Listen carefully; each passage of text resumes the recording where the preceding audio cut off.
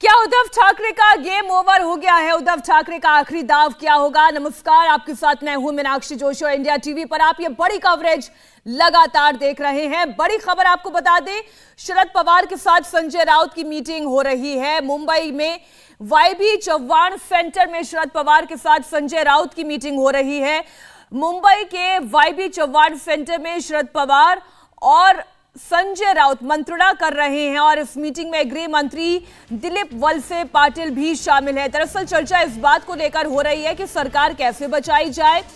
जो 12 विधायकों को अयोग्य साबित करने की कोशिश में जुटे हुए हैं, उनकी सदस्यता कैसे रद्द की जाए, इस पर मंत्रणा चल रही है। महाराष्ट्र के गृह मंत्री दिलीप वलसे पाटिल, संजय राउत, शरद पवार इस मीटिंग में मौजूद हैं। उद्धव ठाकरे की बहुमत की संख्या कम से कम होती जा रही है। इधर एकनाथ शिंदे के साथ बागी गुट के विधायकों की संख्या बढ़ती जा रही है। 37 विधायकों के समर्थन वाला पत्र पहले ही डिप्टी स्पीकर को एकनाथ शिंदे भेज चुके हैं और इस बीच ये भी कह चुके हैं कि संजय राउत किसे धमकी देने की कोशिश कर रहे हैं। शिवसेना एनसीपी की मीटिंग से पहले संजय राउत ने बड़ा बयान दिया। शिवसेना नेता संजय राउत ने कहा कि कागज पर बागी मजबूत हो सकते हैं, लेकिन कागज पर संख्या बल से सरकार नहीं बनती, ये कानूनी लड़ाई हो गई है। राउत ने कहा कि हम लोग 12 बागियों को अयोग्य करने की कोशिश में हैं। अब हैरानी की बात यह है कि केवल 12 क्यों?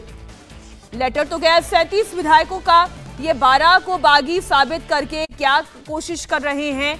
बाकी में फूट डालने की कोशिश कर रहे हैं, एकनाथ शिंदे गुट में फूट डालने की कोशिश कर रहे हैं। इसके भी मायने हमें समझने होंगे।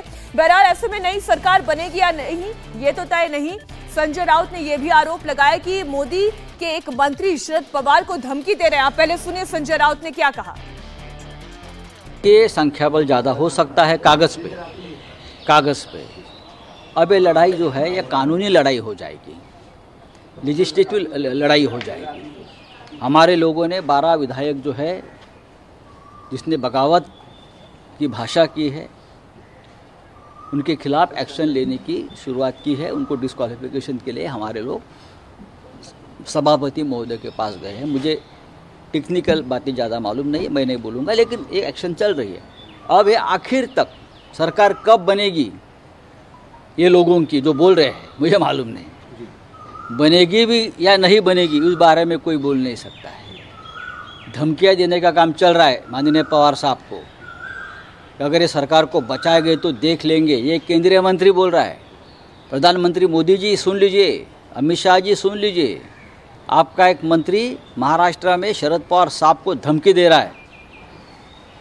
ये धमकी ऐसी है कि आपको घर नहीं जाने देगी।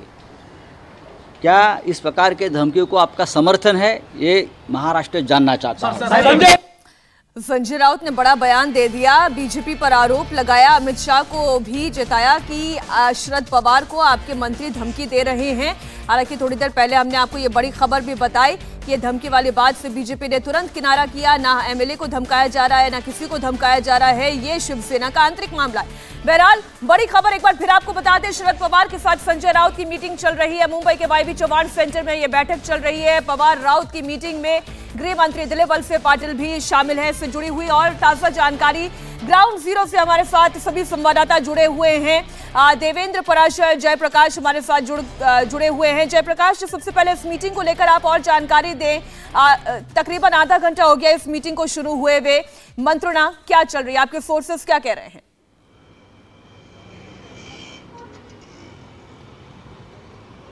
देखिए मीनाक्षी, अगर हम बात संजय राउत और शरद पवार के मीटिंग की करें तो संजय राउत शरद पवार से मंत्रणा कर रहे हैं दो बातों को लेकर। एक तो आज जो शिवसेना की बैठक है, पदाधिकारियों की बैठक बुलाई गई है, उसमें संजय राउत खुद पहुंचेंगे और करीब 3 बजे के आसपास संजय राउत जो है प्रेस कॉन्फ्रेंस लेकर मीडिया से बातचीत भी करेंगे। उसके पहले शरद पवार से वो कुछ टेक्निकल और लीगल चीजों पर चर्चा करना चाहते हैं। जो 12 विधायकों के निलंबन का एक पत्र अजय चौधरी जो नए सचेतक बनाए गए हैं शिवसेना के, उन्होंने जो जारी किया है, गट नेता बनाए गए, उन्होंने जो जारी किया है, जो एकनाथ शिंदे के ग्रुप के 12 विधायकों को निलंबन करने की मांग की गई है। तो डेप्यूटी स्पीकर एनसीपी के हैं नरहरि, और वो ही इस पर आखिरी फैसला लेंगे। नरहरि जो है डेप्यूटी स्पीकर हैं और वो आज इसमें अपनी लीगल टीम से भी चर्चा करने वाले हैं डेप्यूटी स्पीकर, और करीब 4 बजे के आसपास नरहरि और उनके लीगल टीम की चर्चा होगी कि 12 विधायकों का जो निलंबन है वो उस पर क्या कॉल लिया जाए। तो काफी अहम राजनीतिक चर्चा है, क्योंकि शिवसेना बहुत ही पशुपेश की स्थिति में है। शिवसेना के करीब 2/3 से ज्यादा चैलेंजेस क्या आते हैं। इंडिया टीवी हर वक्त हर जगह डाउनलोड करने के लिए सर्च करें India TV news Google play store या ऐप स्टोर पर।